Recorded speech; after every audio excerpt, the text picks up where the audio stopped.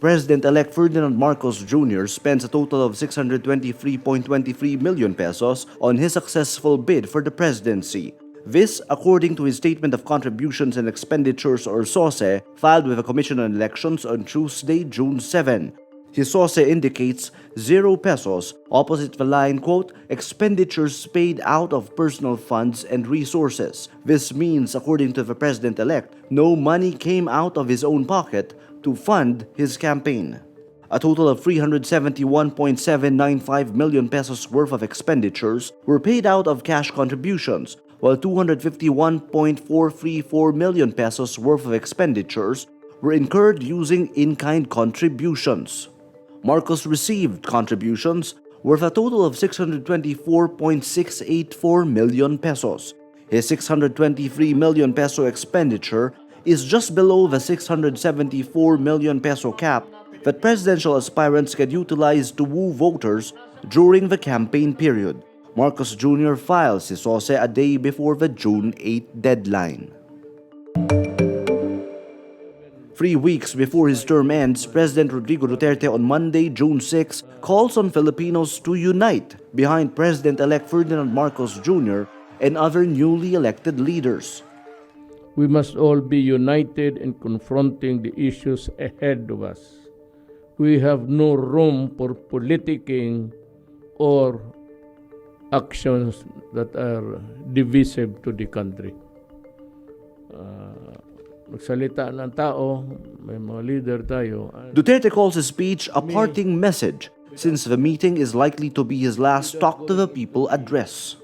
Wala na ako. I will say nothing.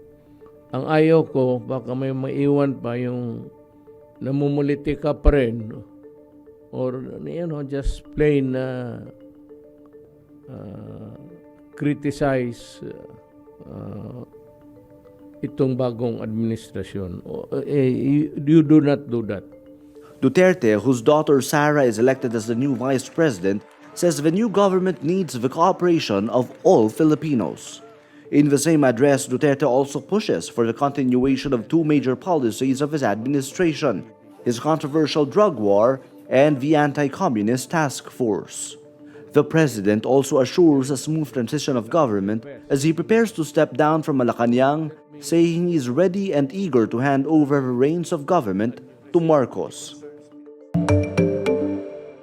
The Philippines further relaxes COVID-19 pandemic restrictions and allows all establishments to operate on full capacity in places under Alert Level 1. Acting Presidential Spokesperson Martin Andanar announces the new guidelines on Tuesday, June 7 at a Malacanang press briefing.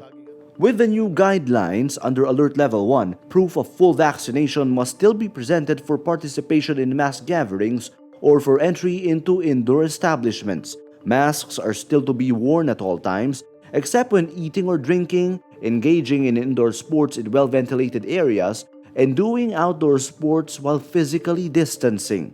All government work shall be on-site and all modes of public transportation are to operate at full capacity. Establishments are also encouraged to continue practicing good ventilation in indoor spaces, and the use of outdoor spaces should be promoted and incentivized. 66% of the country's provinces and cities are under Alert Level 1, including Metro Manila, from June 1 to 15. The family of the author whose article inspired the 1986 Tom Cruise movie Top Gun sues Paramount Pictures for copyright infringement over this year's blockbuster sequel, Top Gun Maverick.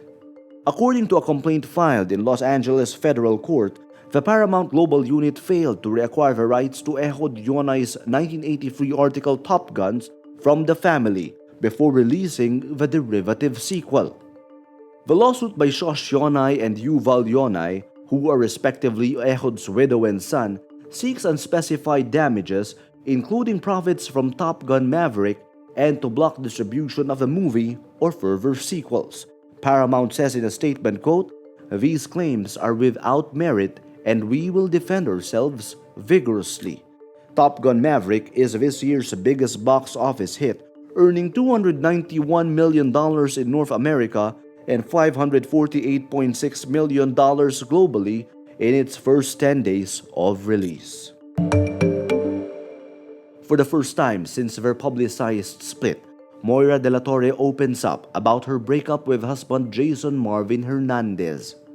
In an episode of Magandang Buhay on Monday, June 6, Moira admits blaming herself over what happened. The singer-songwriter adds, it's always her initial reaction to ask herself what she did wrong or where she lacked in every hardship that she went through in life. Moira says losing her relationship is something she did not expect, adding that it's a foreign feeling for her. Despite what she's going through right now, Moira says she still believes that true love exists. Jason announced their breakup in May, confessing that he had been unfaithful to Moira during their marriage. Moira, the Philippines' most streamed female artist, will remain as one of the judges in the second season of Idol Philippines, which will air soon on ABS-CBN's platforms. Jason gained fame in his duets with Moira in different songs and performances.